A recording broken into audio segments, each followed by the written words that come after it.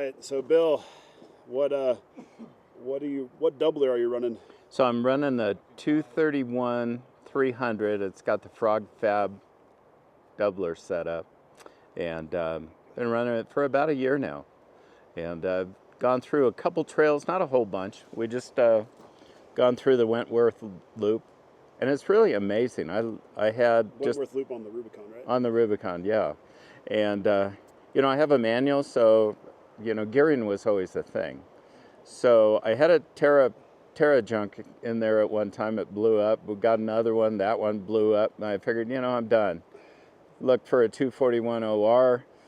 None that were around, and thought about an Atlas, but then we stuck this thing in here, and it's amazing having the low gears. I mean, I was on double low through the whole trail, and I would go between first and second gear.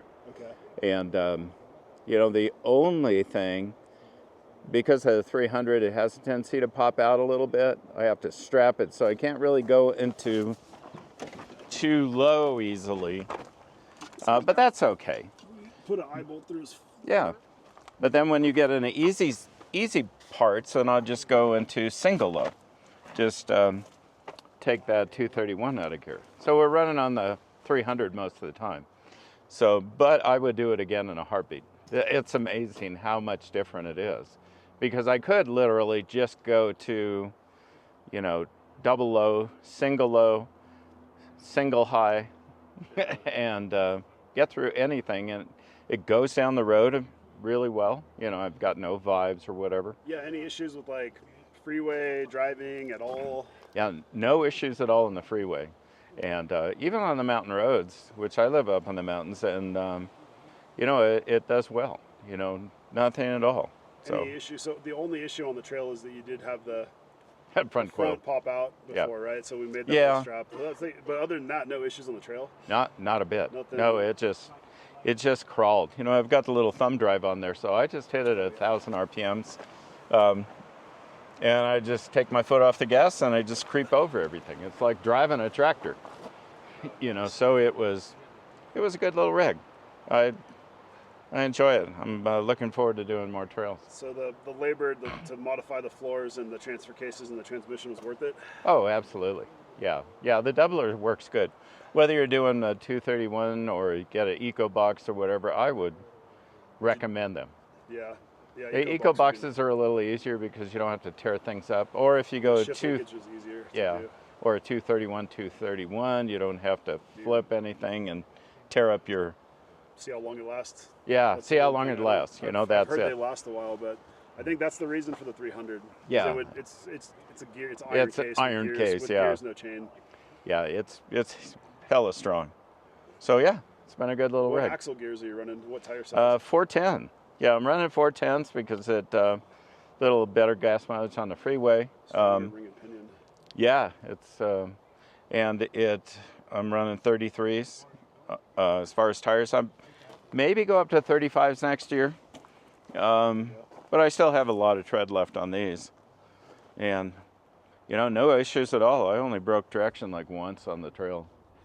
And then I threw my locker on and I went right up it. Because you got the 44 now. You got TJ 44? TJ 44 with selectable up front. I've got fully locked in the rear. With the doubler, did you use the front locker less than you had thought? You know what I mean? Like you didn't use it that much, right? Yeah, I'm used to having a fully locked front end. On my 30, it was locked all the time. So, but with the doubler, I mean, it's night and day. I don't have to worry about hitting the gas really hard or stalling my engine. You're not working the clutch as much, right? I hardly even touched it yesterday. I mean, I literally stuck it in first gear and just crawled over everything I wanted to. Granted, we only went on the Wentworth Loop, but there was still a lot of stuff there. Yeah. I think going up the slabs, that one little hoo-ha, I broke traction once, and then somebody said, well, you should just bump it up this, and I did, and then it just went right up. Yeah, the Rubicon's a little harder than you thought, right? I mean, just for people make it sound like it's really easy, and I'm trying to tell people all the time, it's not as easy as you think. Yeah, I was raised on Slick Rock. I've been going there, 50-something years, And I always thought, yeah, that's a pretty good trail, but Rubicon really makes a big difference. I mean, it's huge. Yeah. You know, the amount of boulders there and some of the tight turns and everything. It's funner though. You know, I'm glad I came. Yeah, I'm looking forward to doing the rest of it this year. So, yeah, the rig is doing fine. Awesome. Great. Well, thank you. Thank you. Appreciate it, man. Sure. Yeah, I'm glad to share the news. Yeah, if you're thinking about a doubler and if you got the money, go for it. Yeah. Would you? I mean, I guess the question is too. The big question for me would be: Would you rather buy a 4-speed? I mean, everyone would rather buy a 4-speed Atlas, but do you think bang for the buck this was worth doing, or would you have bought a 4-speed Atlas?